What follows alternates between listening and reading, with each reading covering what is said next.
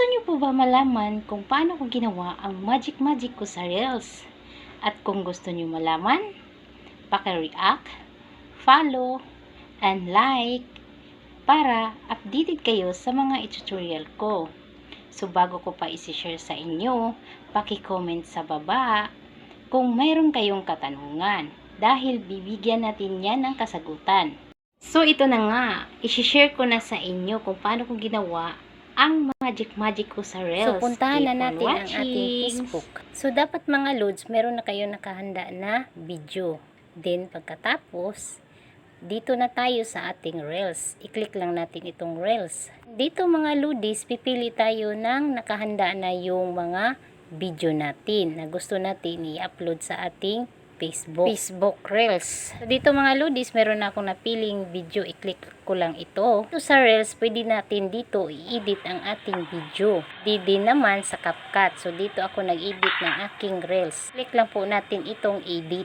Dahil dito tayo mag-edit sa video na ginawa natin. Ito mga loads, pwede nyo po ito paliitin. Kung gusto nyo, mayroon kayong tanggalin. So, ganyan lang po ang pagpapaliit or pagpataas. Ganyan. Yan. Ganyan po mga loodies. At kung gusto nyo naman na mahaba, na wala kayong i-delete, so, pahabaan nyo na lang. Paliitin, pahabain. Nasa sa inyo na po yan mga loodies. So, dito naman tayo mga loodies sa hawak kong gamit. So, hinahagis ko po yan.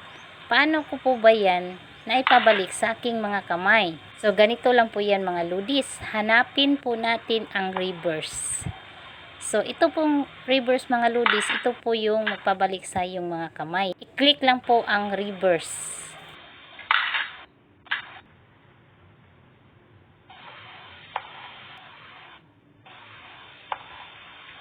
So, yan lang po ang ginamit ko sa aking magic mga loodies. So, dito naman tayo sa speed. Kung gusto nyo po pahinain ang video o mag-slow motion ang video, dyan lang po sa speed. So, i-click lang po natin itong speeds. So, itatry lang po natin itong mga loodies.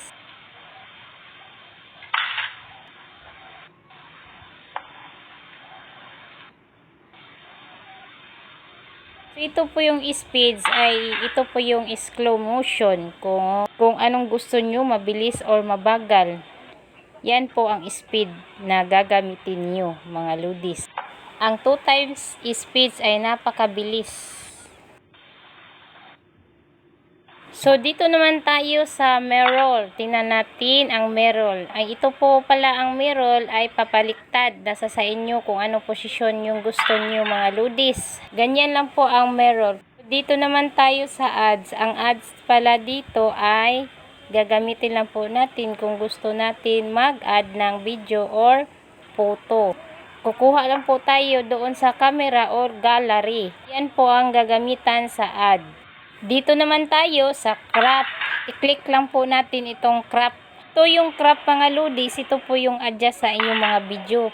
Gusto nyo po ba papaliitin, papalakahin, o kung anong posisyon sa inyong video. Yan po ang gamit sa crop mga loodies. Hanggang dito na lang. I hope nakatulong ako sa inyo.